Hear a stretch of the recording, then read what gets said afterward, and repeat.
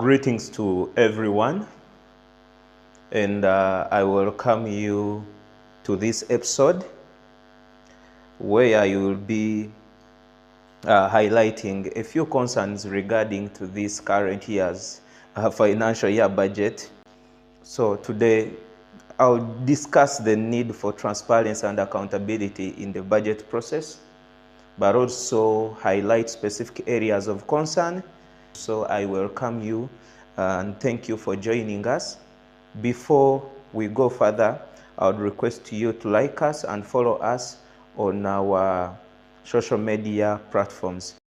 One of the major concerns was the limited time given to legislators to scrutinize and debate the additional 14 trillion presented through the corrigender.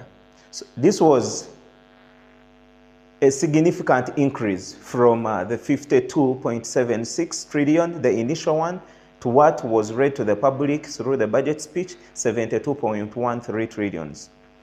This was read through without adequate scrutiny.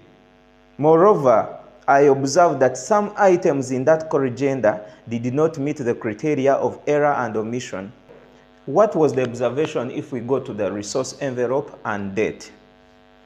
So the major concern here is that as a country, we rely so much on debt to finance our budget. In the financial year 2024-2025, 55.1% of the budget will be financed through debt. So with domestic revenue covering only 44.9%, we see our public debt is projected to rise at least up to 110.6 trillion by end of this financial year in 2025 July.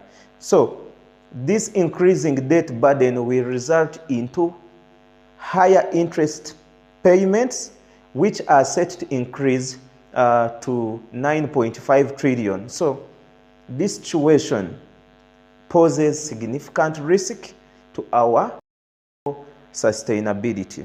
Another observation, if we go to expenditure priorities, we see we have top 5 expenditure priorities as per the government programs.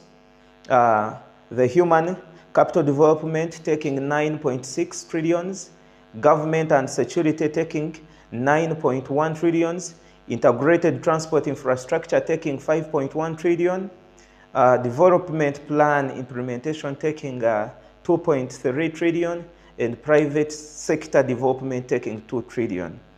And what are the least bottom expenditures? We have mineral development taking 41.6 billion, community mobilization taking 70.4 billion, public sector transformation taking 200.5 billion, manufacturing taking 207.3. Then the lastly top 5, it is the digital transformation with 230.9 billion. So if we look at the expenditure side, the top 5, as I mentioned above, for this financial year, they are receiving significant funds, which is encouraging, of course. But if we look at the side of the bottom 5 expenditures, these are receiving minimal allocations. And if you look through these sectors, they are also drivers to economic development. So the imbalance is hindering comprehensive development across all sectors. So what is the picture when we put a lens into the revenue performance and fiscal indiscipline? We need to understand that regarding the revenue performance, Uganda experienced a shortfall of around 870 billion in tax revenue collection. So what does it mean? This shortfall, coupled with additional deficits from grants and non-taxes revenue from the previous financial year, it resulted into a total shortfall of 2.1 trillions. And how did we finance this? This was financed through domestic borrowing. Then on the side of the fiscal indiscipline, we see there is increasing corruption and mismanagement, which continues to undermine our financial stability as the country. Additionally, the low absorption rate of only 84% indicates inefficiencies in government spending processes, delaying critical projects and wasting taxpayers' money. If we look at the side of the donor support, we need to acknowledge that it is another pressing issue, the decline in the donor support. So largely this is due to indiscipline, financial indiscipline that I talked about above. For instance, World Bank withheld $1.5 billion loan. We see the European Union reduced its development aid by 20%. Then we see the US government also withheld funding for various projects. So it means that these reductions in support will jeopardize the critical development aid, which will translate into the strains on our budget. If we look at domestic areas, there is a significant increase in the areas.